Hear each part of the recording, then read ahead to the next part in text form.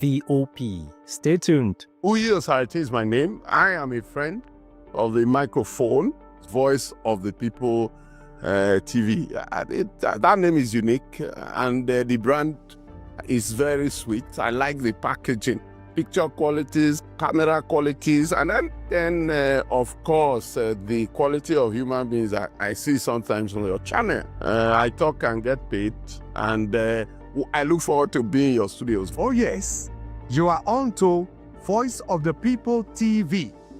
Live here in Benin City, the cradle of black civilization. What are you waiting for? Tune in, bro. VOP TV. Now, you have more than a voice. Hello there, my name is Damilola Ogunsi, also known as the Goldfish. Hi, my name is Chiki Bright Emmanuel. I'm an actor and a filmmaker. Hello peeps, my name is Yomi E. Adejumo. Hi everyone, I'm Paul Utomi. Hi everyone, my name is Stacey Benjamin, and this is Voice of the People TV. I need you to keep it locked to VOP TV. See, are you looking for good entertainment? You want to get good movies, good music, politics, talk shows, sports and entertainment. You really want a channel that gives you everything you need without you having to run around. VOP is where you are. That's Voice of the People. If you're not listening to this, you're not one of us, and you deserve to be killed. Scrap chat. Don't be killed, but watch it, or I'll find you, and I want you. And you are locked on VOP TV. Don't go nowhere. This is where the juice is. This is where all you need for entertainment, politics, movies, and whatnot. And keep watching VOP TV. So keep it locked, because I'm locked already, man, and it's money back guarantee. So you're gonna have a good time, because I do. And please keep watching VOP TV. I want something to actually, I beg you, subscribe, watch it. If not, whatever you see. You better not touch that die, because VOP is the plot. The red carpets, awards, the razzmatazz, music, fashion, interviews, and more. Spotlight on Voice of the People television. Let's feed you with all the juicy stories in the global entertainment space, bringing you the glitz and glamour as they hot. Stay tuned to Spotlight, 1 p.m. Monday to Friday. Spotlight on VOP TV. Entertainment like never before.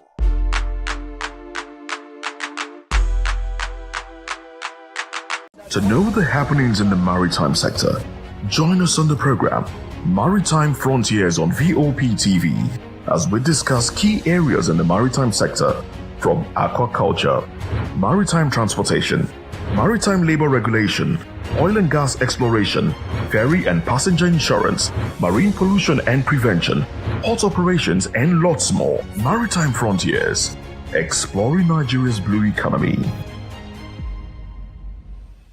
My name is Yesufu. They call me the Oga Patapata of them are the general overseer of them all. Every man, every woman has got a voice where integrity is the volume. So this is Voice of the People's TV. Voice of the People's TV. So this is the people's voice. And the people's voice is the voice of God. That's the voice populi in Latin. The people's voice is the voice of God. So keep watching Voice of the People. In fact, my name is Voice of the People. Keep watching MC Adobe King. Hi guys, my name is Kegan. I am Nigeria's biggest tech content creator, and I just wanted to give a quick shout out to Voice of the People TV. Keep watching, enjoy, and you're welcome. My name is MC Alamano. They call me Enjoyment Landlord. It's VOP TV. Keep watching VOP TV. Don't touch it down. Even if you want to touch it down, increase the volume. If you don't increase the volume, why told me? My name is Collins Agawabe, popularly known as No Mide, but last, more than No Mide, or more. Not be all so the cook right at the fry plantain. We keep on watching VOP TV. Hey, the voice of the people, the voice of Edo. If you want to get the authentic news for Edo, the way it be. Yesufu vows to oppose Peter Obi if he breaks one-term promise. PDP rejects APC's criticism of Wike, says ruling party must manage its own actions. Also, Bagos blames PDP's failure for defections to ABC, other parties. Nant backs tax laws, cancels planned protests. NIS clarifies tax reform laws and dismisses alteration claims. On the foreign scene, United Nations says U.S. operation in Venezuela undermined international law. Well, in business news, Koran confident in Nigeria's downstream petroleum sector. In sport, Ndidi speaks on Osimhen and Lukman clash, calls it competitive mindset. Well, in entertainment news, Skills addresses criticism over church testimony.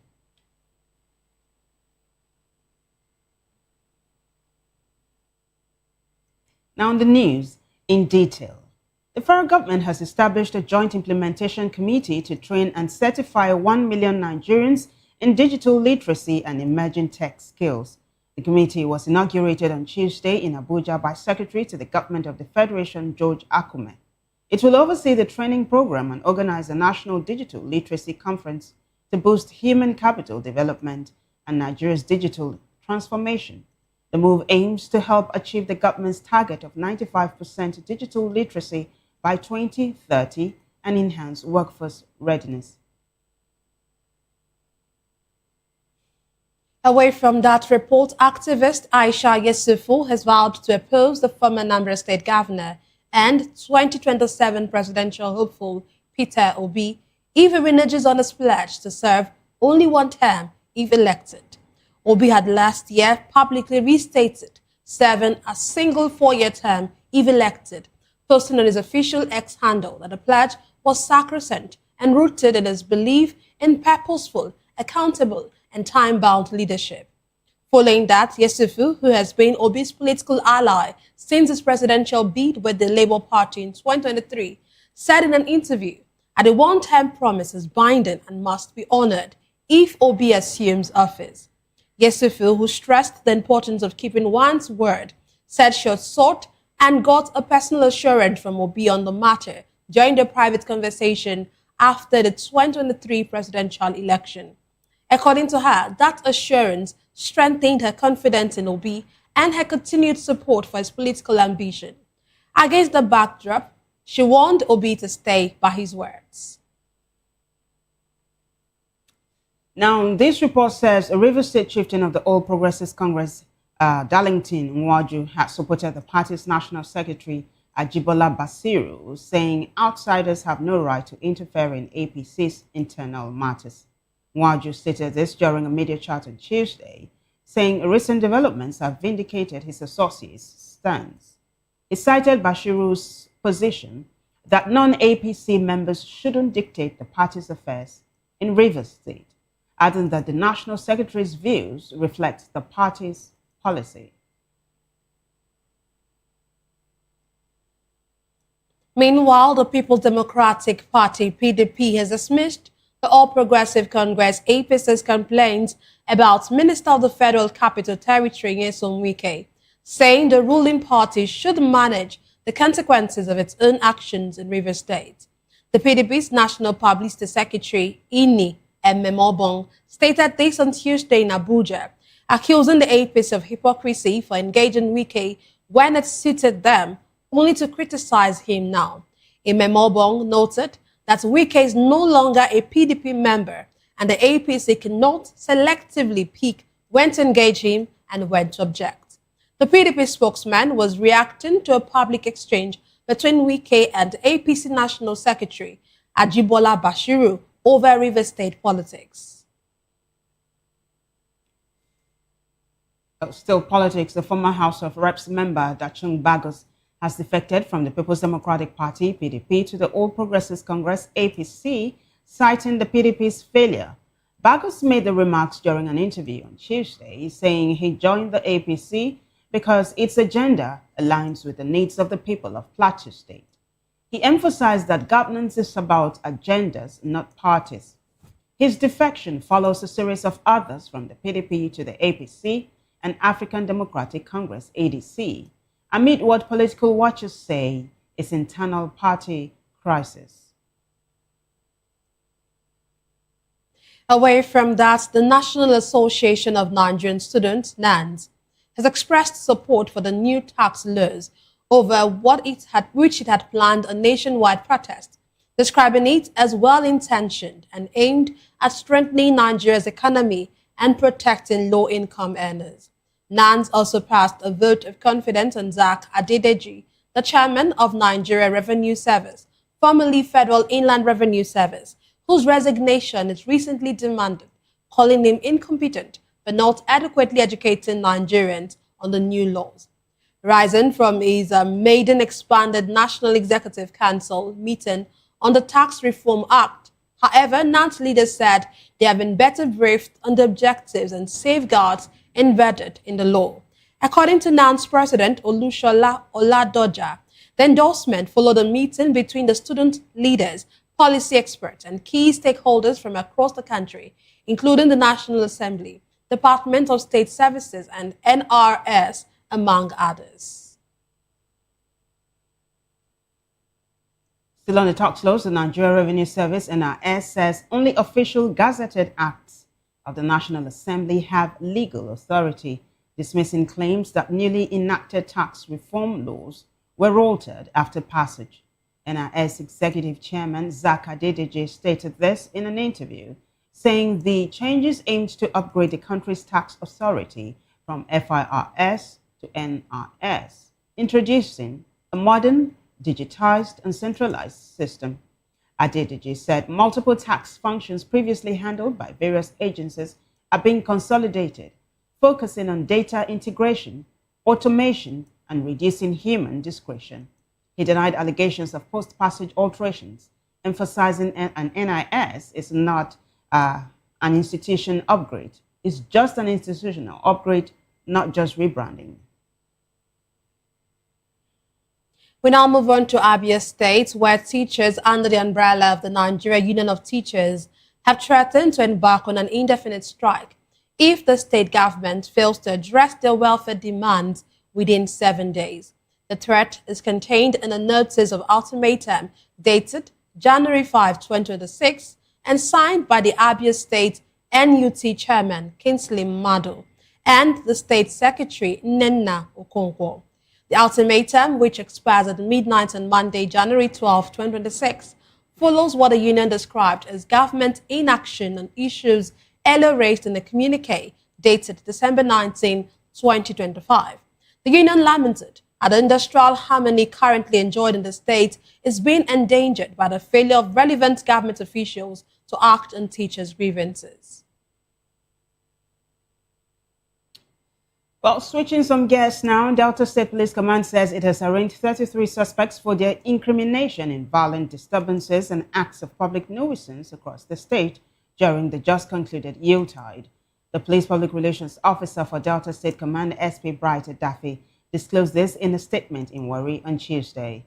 Edafe noted that the suspects were arrested during the New Year's Eve security operations in Asaba, adding that 3 suspects have been remanded in custody, while others were granted bail.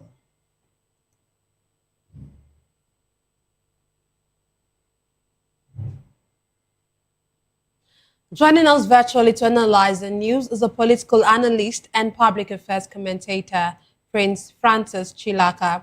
Glad to have you join us, Prince Francis. How are you? Glad to have you join us. Okay, Happy New Year. This is actually the first time we are speaking this New Year. Yeah, that's true. Okay, let's start. The federal government has established a joint implementation committee to train and certify 1 million Nigerians in digital literacy and emerging tech skills. Of course, the committee was inaugurated today by the Secretary to the Government of the Federation. What do you make of this? Would you actually applaud this training by the federal government? Well, every government always want to find one way or the other to develop programs they use engaging the youths. Yes, if it's going to work well, if it's going to work without hitches, if it's going to create employment, if it's going to create the ability of these young people to be fully engaged, I'm in support of it. But if it's just for the fact that we want to make an announcement, we want to make a pronouncement, the committee will work forever without giving us results, then it's nothing but waste of time. All right. Francis, thank you so much. Let's quickly move to something else that is on the front burner right now.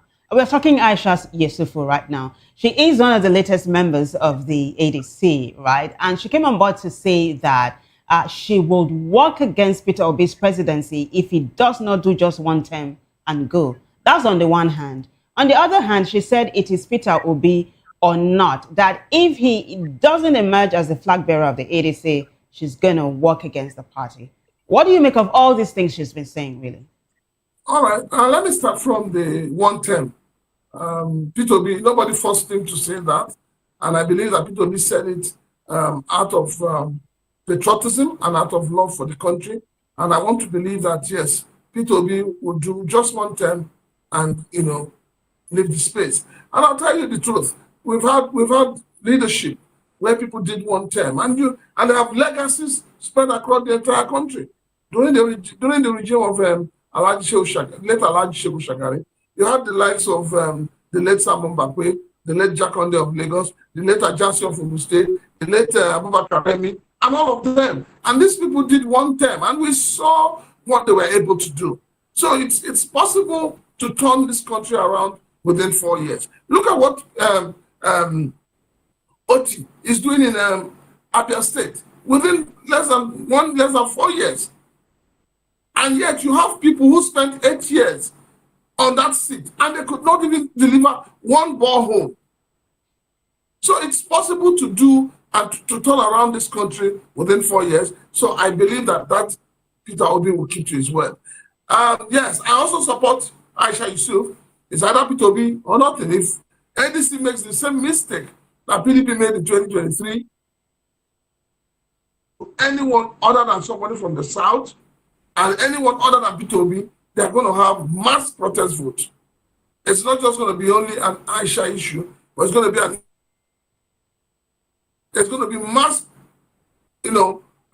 protest votes against ADC. And you will see that we'll be saying, oh, Peter Obi will give APC a run for their money. At the end of the day, APC won't even spend money, but people will vote because people would want to express their anger for the betrayal that ADC would give to them. If and only if they don't give their ticket to a Peter Obi. Okay, when you say they don't give their ticket to Peter Obi, but we know that the ADC has actually come out to say they're not giving a particular person a ticket. Rather, they would actually go and slug it out in the primaries. But wouldn't you say if at all Obi doesn't win in the primaries, wouldn't you see it as the wish or the wish of those who voted as his delegates and all of that? When we say give ticket to Peter Obi, we're not saying blindly give him ticket. What we're saying is that it must be a competition just for the South candidates. We do not want anybody from the North contesting the night primaries. I mean, it's a new thing to do. The South has 8 years.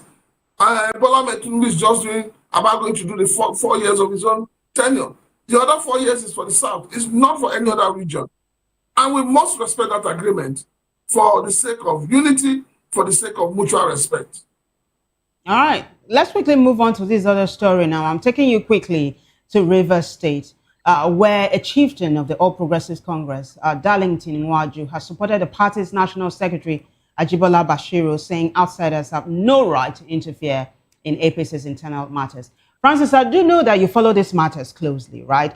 There's been a back and forth between the FCT minister, Nyesom Wike, and his erstwhile godson, Siminalayi Fubara, as to who is the leader of the APC in Rivers State. So both the APC national secretary as well as the APC national chairman have come out to say that, look, Fubara is the APC leader in Rivers State. What do you make of this? Does Wike have a local standing regarding this matter, considering the fact that he's not a member of the APC?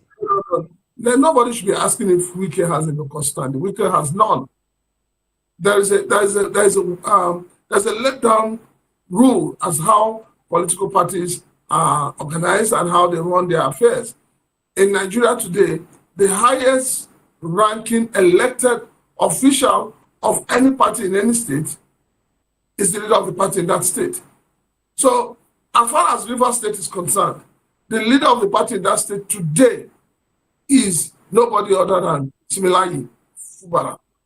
And Peter Obi, Wike needs to respect that. Wike needs to understand that he's neither in APC and neither is in PDP, because PDP has been decimated. And he's the reason why PDP has been decimated, because of his own selfish and greedy desires. So, I mean, the thing is that it's not contested. We're not going to contest it. It's not contestable. Fubara is the leader of the party in River State. Even if Wike joins the party tomorrow, it is still Fubara that welcome him into the party. And he will subject himself to Fubara. Because he cannot join the party tomorrow and become the national chairman, no, or the national secretary, no. He will still come to his own state and pay homage to Fubara. So when Wike was attacking Fubara and all of that, don't forget then, Fubara was in PDP. And he did not expect, I'm telling you, Wike never expected that Fubara would come to APC. So now that Fubara is in APC, the governors, the honorable members, the senators, the National Working Committee of the party, they would all support him because he is now a bona fide member of the party. So Wike cannot stay outside and be dictating what happens in the party. If they allow that, I am telling you, APC will fall apart. Okay, well, for what you say, it looks like you actually said that Fubara outsmarted Wike in that area. But we are still on Wike's issue. The People's Democratic Party has actually dismissed the All Progressive Congress complaints about him. And they're saying that you can't just decide to use him where you want to use him and dump him where you want to dump him. And then, of course, the PDP is telling APC, manage the consequences of your own actions in Rivers State. Would you actually align with this, that the APC, yes, should manage the consequences? But it looked like they were in bed with Wike at some point, and now it looks like they want to be out of bed with him. What do you think? It's the fact that APC is trying to guard against what has gone through, or what has happened with a PDP, where the members are the ones destroying the party internally. I think that's what they are trying to go against. It's nothing else but that. They are trying to protect the sanctity of APC, because the way Wike is going, he is going to tear the party apart. And if that happens, it starts from one state. It starts from one state where if you allow such non-entity, such rascality to play out in Rivers State, other states will follow suit. And before you know it, APC would have been decimated. So yes, they are right. And everybody's saying that, they're using him. No, but they didn't use him. He made himself available. All right. Nobody used him. He made himself available because of what he wanted. I want us to push this a little bit further, Francis, right? So where does this leave Wike? Is the PDP saying he's not in the PDP and he's not a member of the APC? I mean, he was very instrumental in Tinubu winning Rivers State during the presidential election. He was also very instrumental in Fubara becoming governor. So you might say he has his bragging rights and all. But hey, let me not put words in your mouth. Yeah.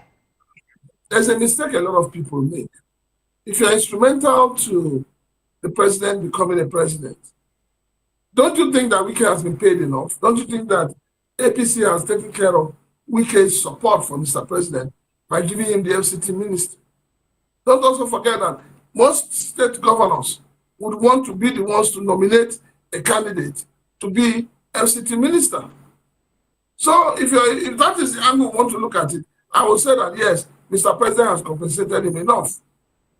But anybody who has any other contrary opinion, believing that a Wike would have an upper hand as it is now, it is impossible. It is impossible, absolutely impossible. Don't forget that the National Working Committee of APC has a stronghold on its members. Look at what happened in Lagos State when Obasa was, sacked by his other members as the speaker. The president said, no, let him go back and continue his job as a speaker.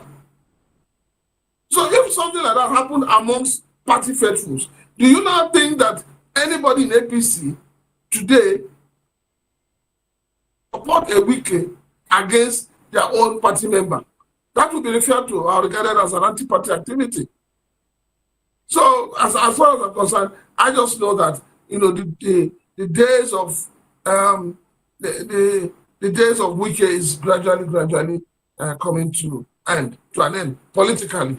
Yeah, okay, so before my colleague Unena comes in, you said something, right? That the days of Wike's political career probably might be coming to an end. Just yesterday, he said that if Fubara comes back for a second term, that it is over for him politically. Now, so he knows, yeah, but let's take a look at Rivers State. Wike has got some massive tentacles, right? Are we gearing up for a clash of the titans come 2027 between Wike and Fubara?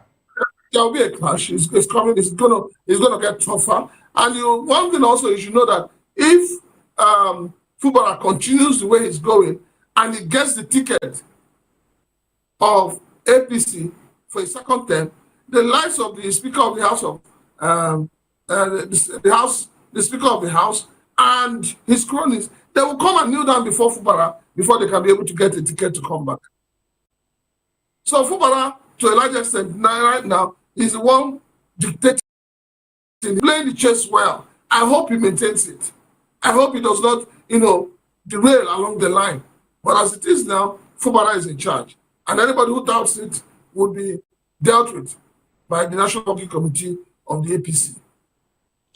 Okay, still talking politics. Our former House of Reps member, Dachung, affected from the People's Democratic Party, PDP, to the All Progressive Congress, and he's citing PDP's failure. Would you align with this? Would you say, because we've had so many defections from governors, from lawmakers and all of that, would you say that these massive defections, are they actually as a result of PDP's failure or survival instincts by these individuals? They all want to survive. If that's what it is. It simply shows you that they have no ideology. They don't even understand the party they belong to and the party they're campaigning to. So it's not about whether PDP has a problem or not.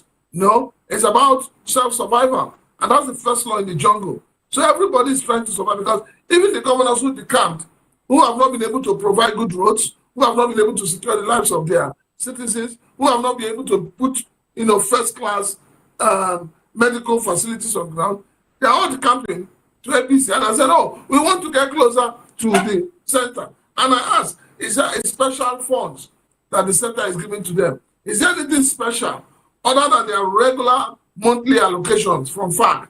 Maybe there's something else that they're getting from the presidency that we're not aware of. But if it is in terms of development, if it is in terms of infrastructure, if it is in terms of capacity building, anybody to campaign will not use that as an excuse. They're just saying the party has a problem. The party you're campaigning to, how has it helped? How has it affected the lives of millions of Nigerians? So it's not about whether PDP is going down or not. It's simply about self-survival. Yeah, but Francis, do you think there's another reason to this? Not too long ago, the governor of Bauchi State, Bala Mohammed, had come out to say that the APC, the ruling APC, is arm-twisting oppositions and putting like a thread over their heads if they do not decamp to the APC. Well, if that is the position, then it simply means that you have a presidency that is angling towards one-party state. And that's going to be impossible. Because when you have one-party state, Nigeria slides into dictatorship. And I can assure you, we are not ready for dictatorship. And we will not give ourselves up for dictatorship. Yeah, but I was going to ask you, do you believe the claims of the Bauchi State governor that the opposition is being arm-twisted? He's not the first one to say that. He's not the first governor to say that. Some other people have also said it.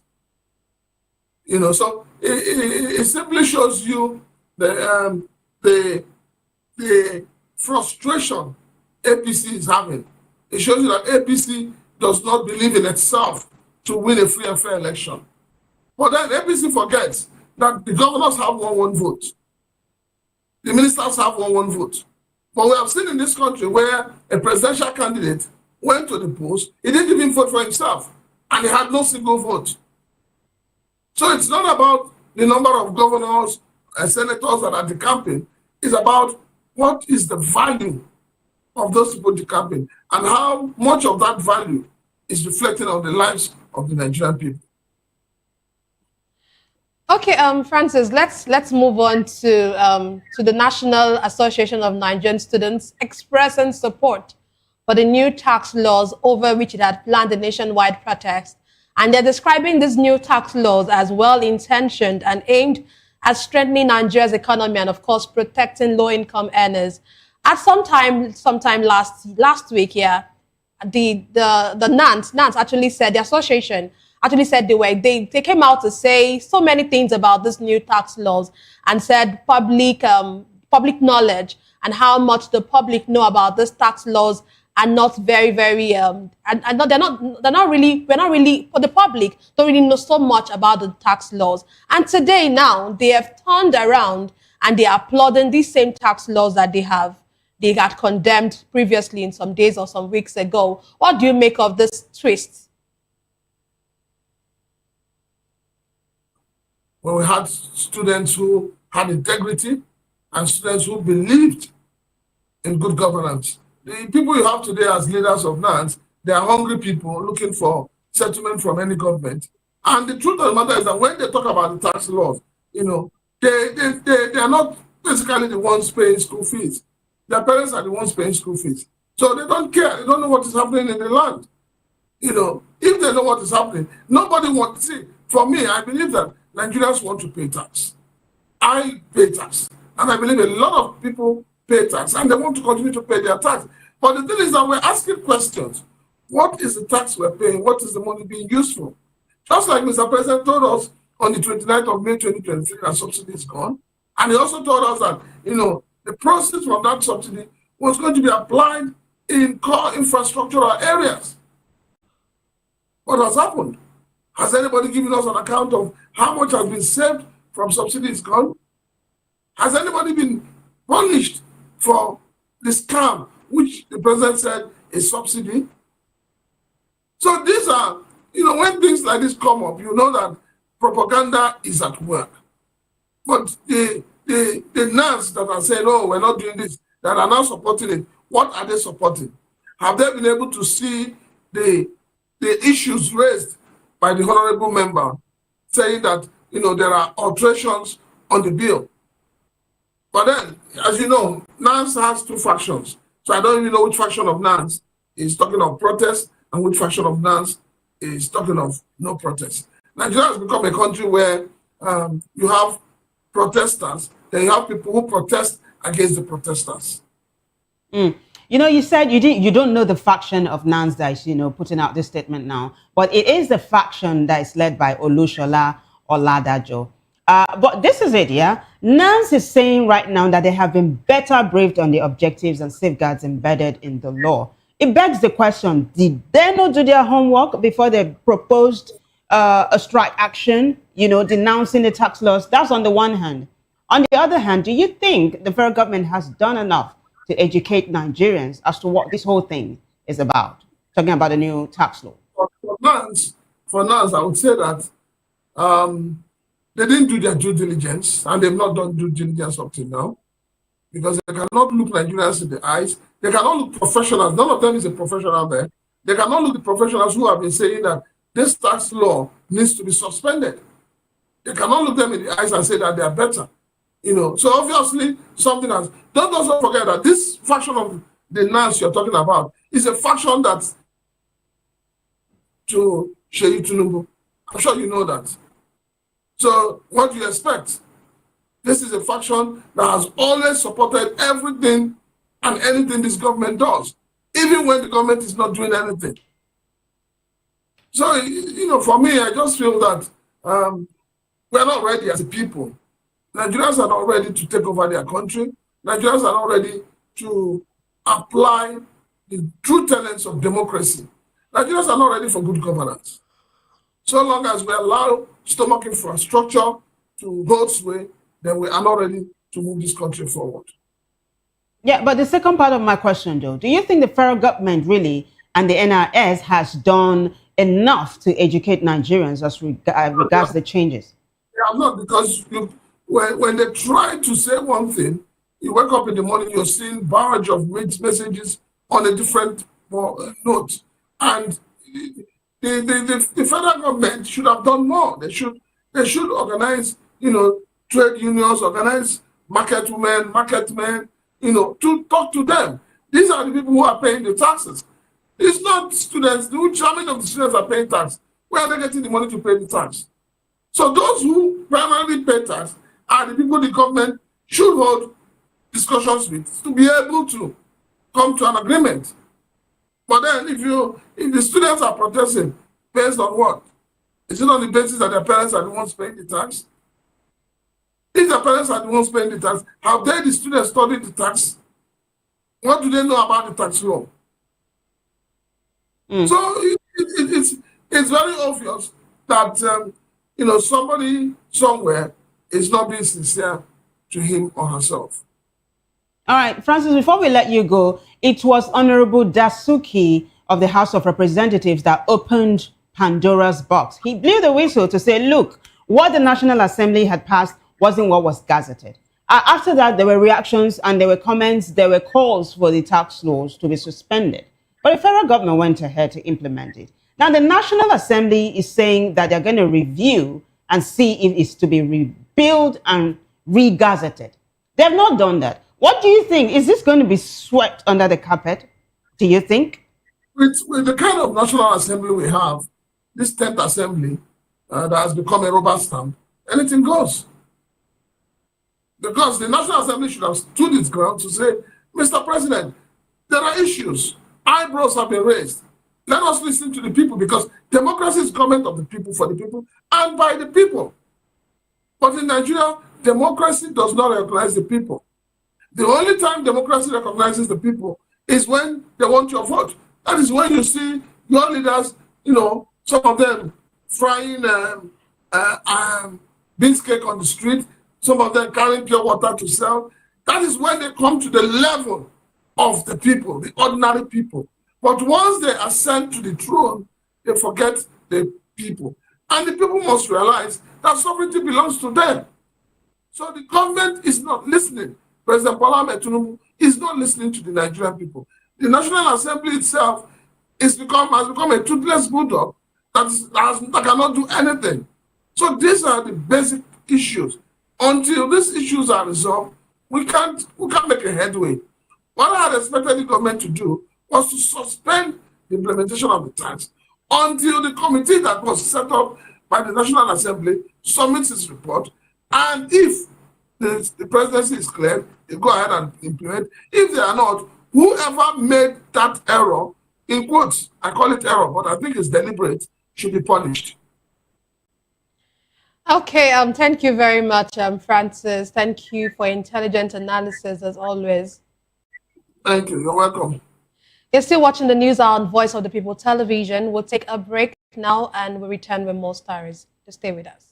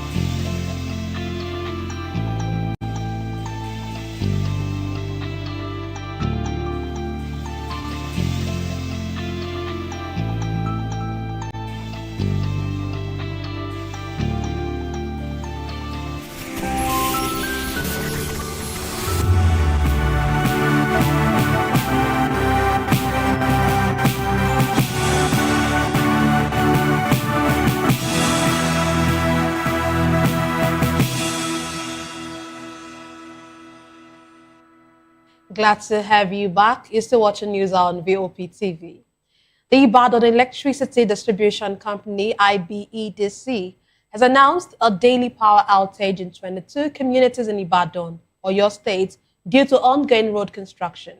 According to a statement on IBEDC's Facebook page, the outage will last about 3 hours daily. The affected areas include Alalubosa, GRA, Ogunkola Museum, and 19 other communities. The outage is necessary for the relocation of IBEDC facilities and assets along Food Core Road and Ideshe.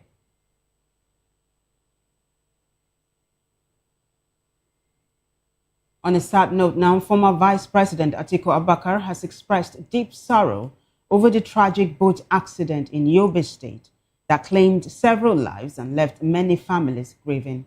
In a condolence message obtained from his ex-account on Tuesday, Atiku described the incident as heartbreaking and extended his sympathies to the families who lost their loved ones. He said he shared in their pain during the difficult period. Atiku also expressed concern for the families of those still missing, offering prayers for strength, comfort, and hope as rescue efforts continue. A middle-aged entrepreneur and businessman, Ejike Ugwabala, has emerged as the new traditional ruler of Oreri Ancient Kingdom in Agwata, Council area of Anambra State. Ugo Agbala was elected by adult males of the community who gathered over the weekend for that sole purpose. Correspondent Ndo Okpaleze has the details. We'll bring you that particular report and subsequently in this bulletin. Moving on, the Katsina State Command of the National Drug Law Enforcement Agency said it convicted 87 illicit drug barons and arrested 1,018 suspects in 2025. The State Narcotics Commander Ismail Dan Malam disclosed this on Tuesday in Katsina while briefing newsmen on the activities of the command in the year under review. Dan Malam said that its 6 suspects are still undergoing trial. He added that out of the 1,018 suspects arrested, 992 were males and 26 were females. According to him, more than 2.4 tons of various illicit drugs were confiscated during the year.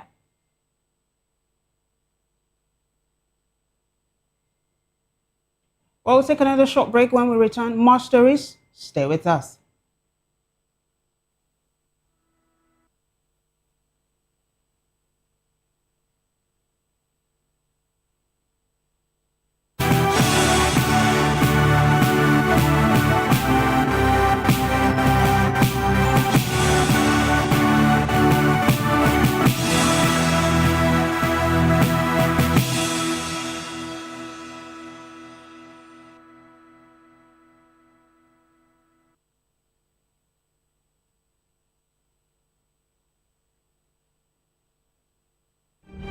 In a world where power shifts with every headlines, news breaks and events happens, we bring you unbiased and explicit information on politics, economy, and state of the nation.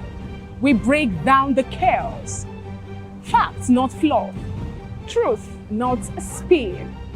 We discuss not just politics, but a glimpse into the future. Voice of the People Television. Now you have more than a voice.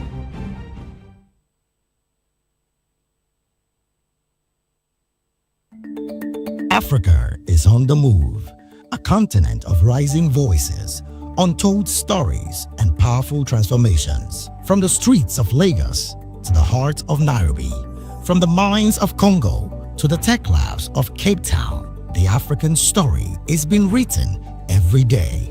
Bold, dynamic, unstoppable. This is African News on Voice of the People Television. We don't just bring you the news. We analyze and bring you Africa's heartbeats, the politics that shapes our nations, the economies that drives our future, the cultures that are, the voice that must be heard. Africa News, Africa's voice, Africa's future.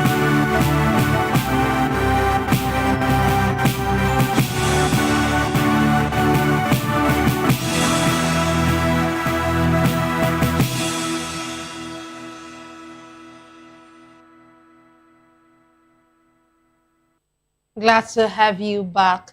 A middle-aged entrepreneur and businessman, Ejike Ugwabala, has emerged as the new traditional ruler of Oriri Ancient Kingdom in Agwata Council area of Anambra State. Ugwabala was elected by adult males of the community who gathered over the weekend for that sole purpose. Our correspondent, Ndo Okbalize, tells us more. Early as 10 o'clock Saturday morning, members of the Oreri Development Union from the 5 villages have started converging on the civic center, venue of decision-making. The search for the renewed traditional ruler was necessitated by the demise of Ezeri the 21st, Emmanuel Nriago, whose last Eguaro was marked 12 months ago. Oreri is a direct descendant of the ancient Iri dynasty and has a well-established pattern of rotational ascendancy to the throne. It has been rotating among the 5 villages, and this time around, it is the turn of Obuno village to ascend to the throne. Only candidates from Obuno village are therefore eligible to present themselves before the entire community to choose one from among them. The President General of the community recited this and other security and protocol arrangements.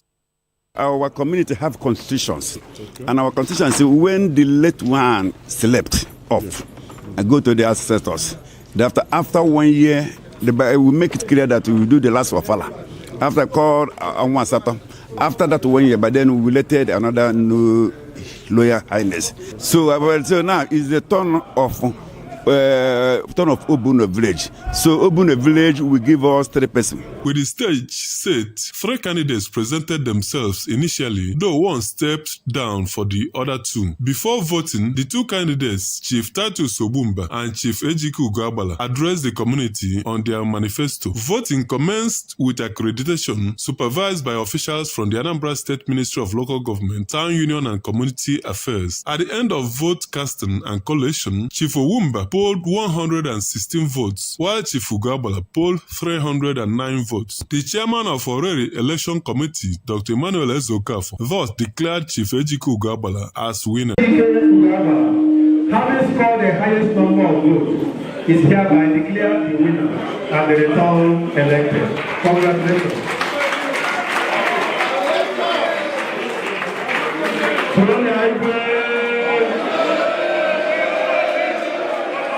He was presented before the Nzenozo, Council of Elders, and Indichie, where the Opala Oreri called down blessings upon the new Ezeri. His supplications were in vernacular. That you bring wisdom.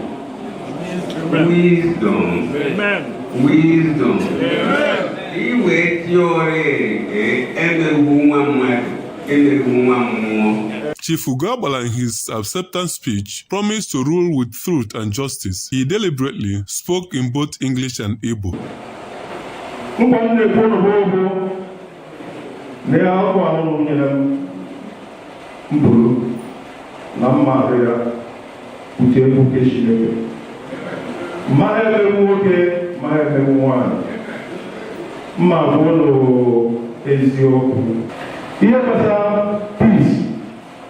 Peace is very, very important because every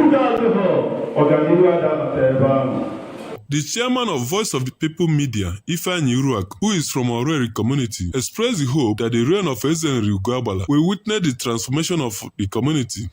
It's a wonderful election. There was no violence.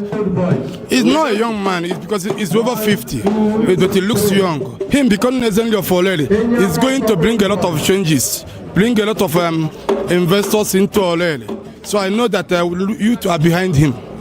We are moving forward, and we are proud of him. The process of making Chief Ejiku Ugwabala the 22nd Ezeri Oreri has just begun, as he needs to be presented to the Agwata local government and then the Anambra state government for recognition and certification. Ndo Okbaleze, VOP TV News. While on the foreign scene, the president of South Africa, Cyril Ramaphosa, has condemned the United States capture of Venezuelan President Nicolas Maduro and his wife. The president made this known in a post shared on his official X page on Tuesday, stating that he stands with the people of Venezuela. Ramaphosa wrote that he rejected utterly the actions embarked upon by the United States and that we stand with the people of Venezuela. The South African president called for a decisive action by the UN, saying he was reiterating a call for decisive action by the United Nations Security Council to fulfill its mandate and advance peace and security. Meanwhile, the United Nations says U.S. airstrikes in Venezuela and the season of the country's leader last weekend clearly undermined the fundamental principle of international law. U.S. commandos backed by warplanes, the Navy, and airstrikes forcibly seized Venezuelan President Nicolas Maduro and his wife Celia Flores in the early hours of Saturday. Ravina Shamdasani, spokeswoman for the UN Rights Office, told reporters in Geneva that states must not threaten or use force against the territorial integrity or political independence of any state. Maduro appeared in court in New York on Monday to deny drug trafficking and other charges brought by Washington, insisting he had been kidnapped and remained Venezuela's president. He became president in 2013 after taking over from his political mentor, Hugo Chavez. The US and European Union say Maduro stayed in power by rigging elections, most recently in 2024, and imprisoning opponents while overseeing rampant corruption. Shamdasani said the UN Rights Office had spent years reporting on the continued deterioration in Venezuela. However, she dismissed U.S. justifications for his actions, saying accountability for rights violations cannot be achieved by unilateral military intervention in violation of international law. In the meantime, Venezuela's main opposition leader, Maria Corina Machado, has vowed to return home, praising U.S. President Donald Trump for toppling her enemy, Nicolas Maduro, and declaring her movement ready to win a free election. Trump appears, however, to hope for now to work with interim President Delcy Rodriguez and other senior officials from Maduro's government, disappointing the opposition and contributing to nervousness in Venezuela. Trump has said the U.S. needs to help address Venezuela's problems before an election, calling a 30-day timeline unrealistic. We now move on to business. The Crude Oil Refinery Owners Association of Nigeria, COREN, has expressed confidence in the country's downstream petroleum sector, saying it's reached a turning point where policy neutrality is needed for sustainable growth. In a statement, COREN said Nigeria is moving away from relying on imported petroleum products towards local refining, despite challenges. The association noted that local refinery investments have sparked debate on who has faith in Nigeria's downstream sector, those who built refineries or those who relied on import. COREN said the answer lies in capital commitment, risk exposure, and long-term investment, not rhetoric or market positioning, highlighting the shift towards local refining after years of subsidy distortions and weak domestic capacity. Well, in sports news, Super Eagles captain Wilfred Ndidi has dismissed talks of a rift between Victor Osimhen and Ademola Lookman, describing their on-field Monday night disagreement as a product of shared competitiveness rather than personal conflict. Ndidi addressed the issue while speaking to ESPN after the 4-0 victory against Mozambique at AFCON 2025, explaining that the moment reflected two driven players demanding more from themselves and the team. The midfielder added that the situation was quickly resolved within the squad, insisting there is no lingering tension among the players. Lookman also played down the incident, reaffirming his respect for Osimhen and the strong bond within the team. Lookman and Osimhen had a heated exchange during their match against Mozambique on Monday, a situation which football fans described as unhealthy for the team, as it could affect the team's progress at the ongoing tournament. For a place in the semi-finals, the Super Eagles will play Algeria, who defeated DR Congo late Tuesday in the round of 16. In the meantime, Super Eagles head coach Eric Chell expressed delight after Nigeria's 4-0 victory, describing it as a clear statement of intent at the tournament. The coach praised the players' display but warned against complacency, stressing that the result was only a first step.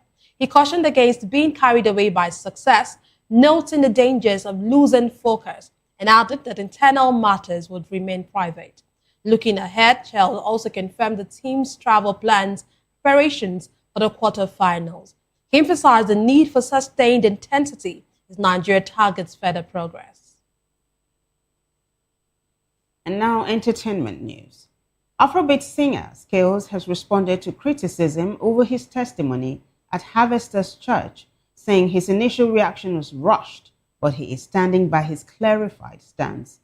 Scales had credited Barcelona star Lamine Yamal with reviving his career after his 2015 hit, Shake Body, gained renewed attention. He said he wanted to respond again with more clarity and less emotion for the sake of the church. He emphasized that every believer has a purpose, whether in or outside the church, and that one's calling outside is equally meaningful.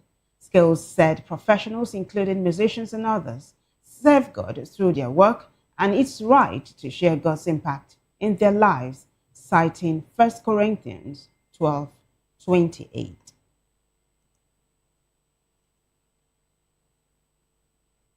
And that's it on News Hour. Before we go, a quick look at the headlines. Federal government sets up committee to train 1 million Nigerians in digital skills. Also, we told you that Aisha Yesufu vows to oppose Obi if he breaks one-term promise. PDP rejects APC's criticism of Wike, says ruling party must manage its own actions. We also told you that Bagos has blamed PDP's failure for defections to ABC and other parties. Nant backs tax laws and cancels planned protests. Also, NRS clarifies tax reform laws and dismisses alteration claims. On the foreign scene, we told you the United Nations says U.S. operation in Venezuela undermined international law. Well, in business news, current confident in Nigeria's downstream petroleum sector. In sport, Ndidi speaks on Osimhen and Lookman clash, calls it competitive mindset. Well, in entertainment news, Scales addresses criticism over church testimony. Do well to subscribe to our YouTube channel. On YouTube, we are Voice of the People TV. And on other social media platforms, we are at VOP TV Live. If you witness news happening near you, we want to hear from you. Send your eyewitness reports, event coverage request, photos or videos directly via WhatsApp to 0814 606 4057. You can also reach our newsroom by email at news@vop.ng. I am Nenna Ndomdioto. And I am Vivian Oguche. Thank you for watching.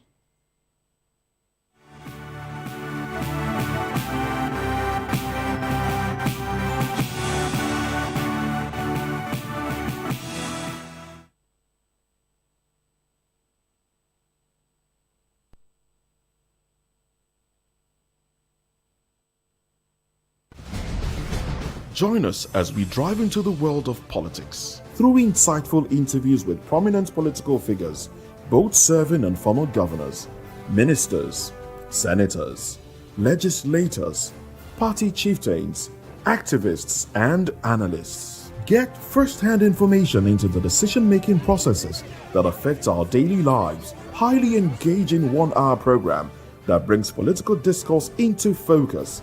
I am Chukwuma Okoro. Political Lens, Monday through Friday, 6 to 7 p.m. Join us. In a world where truth is the ultimate power and opinions scream the loudest, it's time to wade through the noise. Hunger no get tribe! Hunger no get religion! And scan the human interest and trending topics that matter. Stay tuned to The Issues, your plug to the stories making the buzz, from politics to science and technology, social justice, and more. Let's tackle the tough questions and expose the truth. The Issues, on Voice of the People Television, Mondays to Fridays, 8 to 9 p.m. The Issues. Don't just react, understand.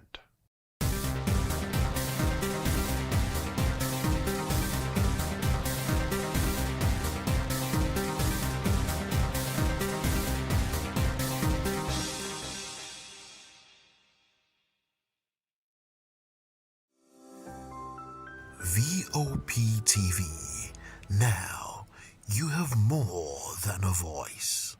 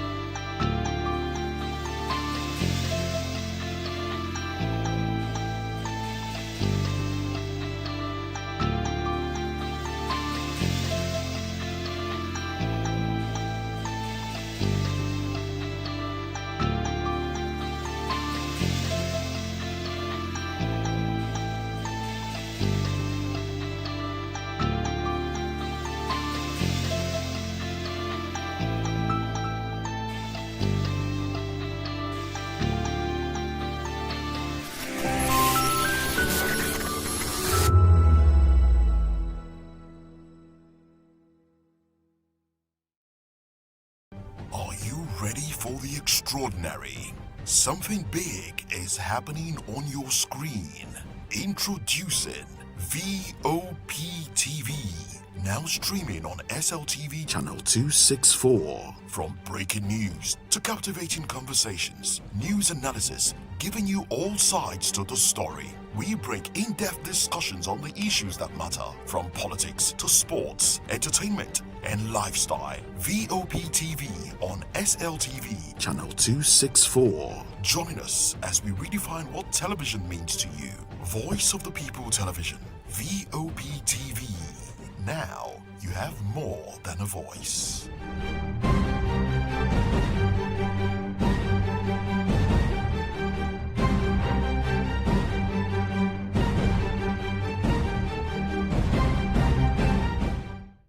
Welcome to the locker room, the home of football talk that matters. I am Jerry Arpeon. Join us every weekday, Monday to Friday at 5 p.m. Nigerian time, as we share the hot takes and hot debates in the exciting world of football. And joining me are the usual suspects, Ikechukwu and Mayowa, as we break down all the hot takes and everything that's happening in the football. Don't just watch football, live it with us. Catch us on the locker room and Voice of the People Television at 5 p.m. Nigerian time. And like I always say, if not 20 minutes off, please the sport. This is African News on Voice of the People Television, where we don't just bring you the news, we bring you Africa's heartbeats, the policies that shapes our world, and the economy that determines our future. African News.